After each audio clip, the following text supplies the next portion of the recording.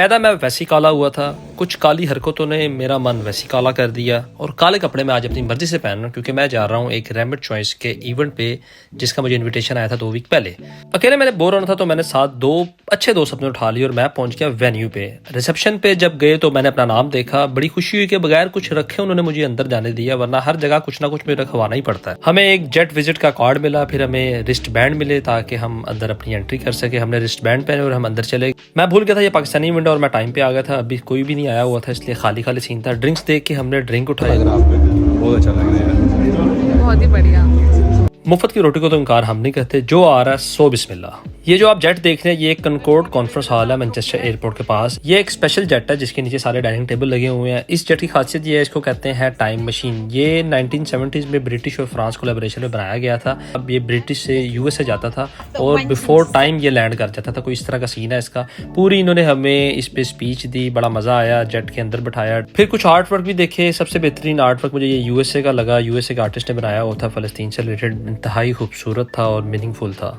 बातों बातों में एक बंदे ने सलाह मारी पनीर पकौड़े की, तो मैंने बोला आने दे यार, इनकार तो किसी चीज़ को नहीं है। असल में ये एक फंड रेजिंग इवेंट है। यहाँ पे आने का मेन मकसद यही था क्योंकि यहाँ पे शायद अफरीदी आ रहे थे और कुछ सेलिब्रिटीज और थे, लेकिन मैं आया था यहाँ पे खास अफरीदी के लिए। और भी काफ़ी सारे क्रिएटर आए हुए थे, इन्फ्लुएंसर आए हुए थे और बड़ा अच्छा सीन था। हमने कुछ पिक्चर्स वगैरह बनाई, कुछ हमने शुगल लगाया, कुछ और नए लोगों से मिले, तो काफ़ी इंटरटेनिंग था। लेकिन गुजरते गुजरते मेरी इस एक आर्ट वर्ड पर नज़र पड़ी और मैं यहाँ पे स्टक हो गया क्योंकि इस लड़की के घुटने छिले हुए थे। मुझे समझ नहीं आ रहा था कि इसके घुटने क्यों छिले हुए हैं। खैर हमारे लिए टेबल रिजर्व था 49, तो हमें अपना टेबल ढूंढा और हम टेबल पे जाके बैठ गए। मीनवाइल एक जादूगर आ गया। जादूगर ने हमारी इवनिंग को मजीद खूबसूरत बना दिया।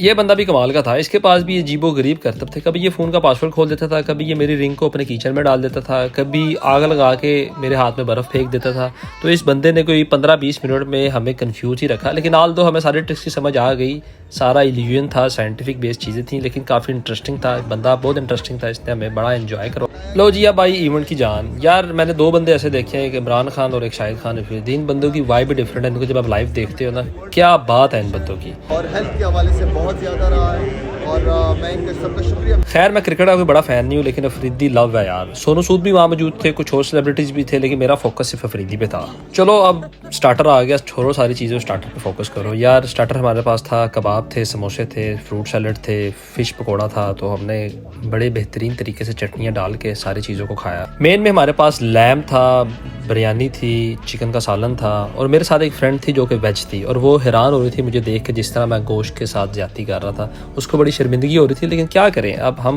तो देसी लोग हैं और ऊपर से लाहौरी हैं, हम तो खाने को माफ़ी नहीं देते। खाने के साथ साथ हमने अफरीदी को सुना और साथ और सेलिब्रिटीज़ की स्पीच सुनी। लेकिन जैसे ही खाना ख़त्म हुआ, एंड में हमें एक प्रेजेंट मिला। हमने अपना प्रेजेंट लिया और हम वहाँ से गायब हो गए। ओवरऑल हमारी इवनिंग बहुत अच्छी थी। तो यार ऐसी दावतों पे याद कर लिया करो, बहुत मज़ा आता है। कैमरामैन 14 प्रो मैक्स के साथ यूके वाली सरकार को हाथ से बाहर।